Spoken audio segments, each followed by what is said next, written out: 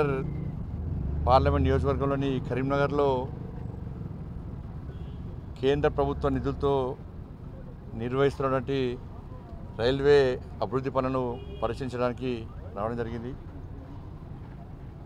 పనులు వేగంగా సాగుతూ ఉన్నాయి. అమృత్ భారత్ స్కీమ్ కింద గతంలో ఉన్నటువంటి రైల్వే స్టేషన్ను పూర్తిగా 51 కోట్ల రూపాయలతోని ఆధునీకరించి అన్ని వసతులతోని రాబోయేటువంటి రోజులను గుర్తుంచుకొని పూర్తిగా ఆధునీకరించడం జరుగుతున్నది. ఎలివేషన్ కానీ పూర్తిగా మార్చేస్తున్నాం. దానికోసం కేంద్ర ప్రభుత్వం పూర్తిగా 100% కేంద్ర ప్రభుత్వం నిధులతోని ప్రత్యేకంగా బడ్జెట్ను కేటాయించి పనులు ఆల్రెడీ ప్రారంభమైనాయి. మార్చి నెల వరకు పూర్తిగా రైల్వే స్టేషన్ పూర్తిగా ఆధునీకరించడానికి అధికారులు పూర్తిగా ప్రయత్నం చేస్తున్నారు. పూర్తి అయిపోతుంది కూడా. దాంతోపాటు సేతు బంధన్ స్కీమ్ కింద ఈ రైల్వే ఆర్ఓబి అనేక సంవత్సరాలుగా పెండింగ్లో ఉంది. దీనివల్ల ప్రజలు చాలా ఇబ్బంది పడుతున్నారు. రాకపోకలకు ఇబ్బంది అవుతున్నది. ఇక ప్రజల ఇబ్బందులు నానా అసలు చెప్పలేని పరిస్థితి. ఎప్పుడు గేటు పడుతుందా, ఎప్పుడు అర్ధగంట పాటు గంటల పాటు ప్రజలు నిరీక్షించడం. ఇక్కడనే హాస్పిటల్స్ ఉన్నాయి. పేషెంట్స్ ఇబ్బంది పడడం, ఎమర్జెన్సీ పనుల వాళ్ళు ఇబ్బంది పడడం.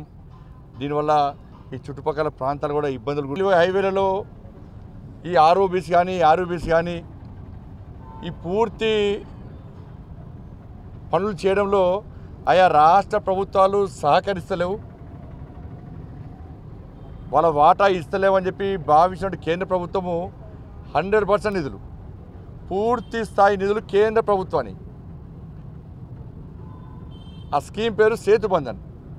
ఆ స్కీమ్ ద్వారా వాళ్ళ తీరోటపల్లి ఉన్నటువంటి ఈ ఆర్ఓబి నిర్మాణానికి కేంద్ర ప్రభుత్వము 154 కోట్ల రూపాయల నిధులను కేంద్ర ప్రభుత్వము సేతు బంధన్ స్కీమ్ కింద కేటాయించడం జరిగింది.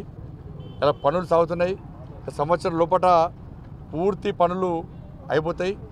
గతంలో ఇన్ని రోజులు ప్రజలు పడుతున్న కష్టాలు తొలగే అవకాశం ఉంది.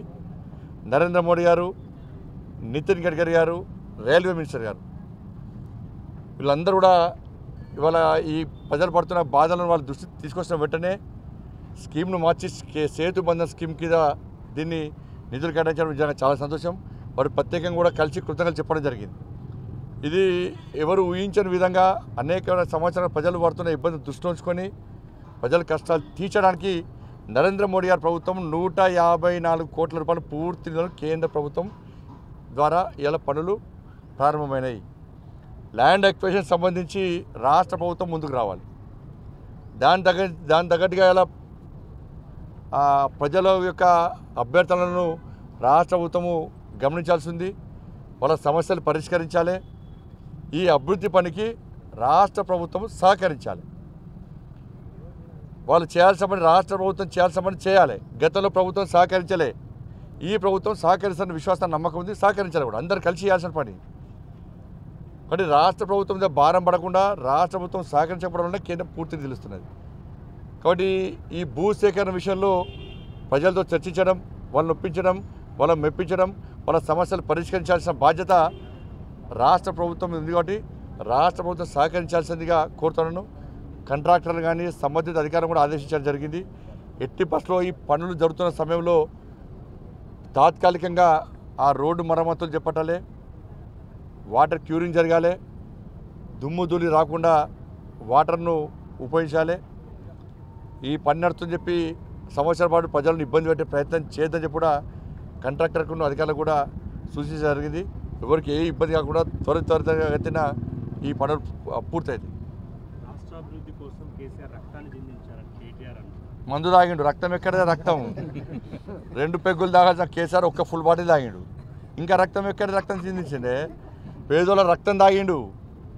పేదోళ్ళ ఉసురు పోసుకున్నాడు. ఏడు రక్తం చిందించిండు.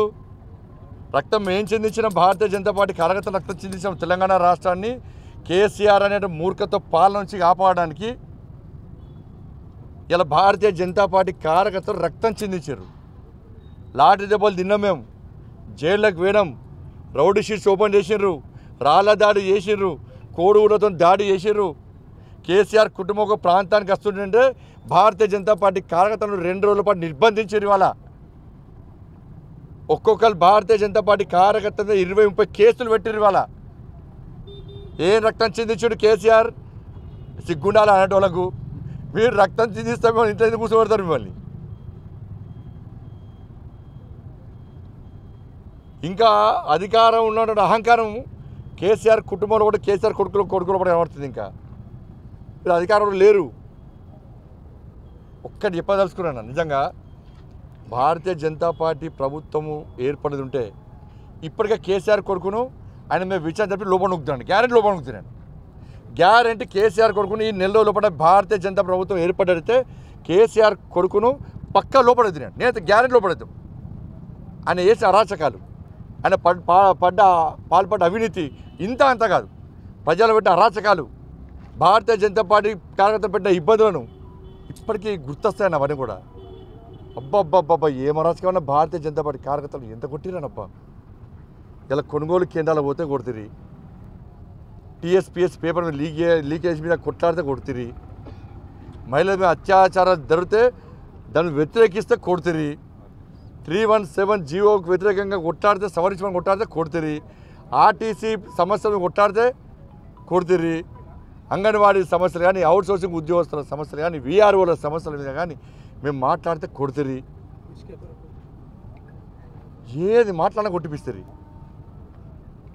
అప్పుడు గుర్తురాలే, ఇప్పుడు గుర్తొస్తుందా మీకు ఇవన్నీ? ఏడు రక్తం ఒక్క విషయం చెప్పు. రక్తం చిందించుడు అంటారు కదా, ఒక్క విషయం చెప్పు, ఒక్క కారణం. మీరు దోసుకోకుండా ఉన్నటువంటి ఏదో ఒక విషయం చెప్పు నాకు. రక్తం చిందించంట. ఏ రక్తం చిందించాడు? దేశం మొత్తం ఇజ్జత్ పోయింది. నన్ను అడిగినాను చాలామంది, నన్ను అడిగి ఢిల్లీ పోతే చాలామంది అరే ఎట్లా గెలిపించాడగా ముఖ్యమంత్రి తాగబోతే ఆయన వివరాలు అంటే ఫామ్ హౌస్ ఉంటాడు, ప్రతిభ ఉంటాడు, బయటికి వెళ్ళాడట. ఈయన ముఖ్యమంత్రిగా ఎట్లా మీరు ఎన్నుకున్నారని చెప్పి ప్రజలు ప్రశ్నిస్తే సమాధానం చెప్పలేని పరిస్థితి నాదే.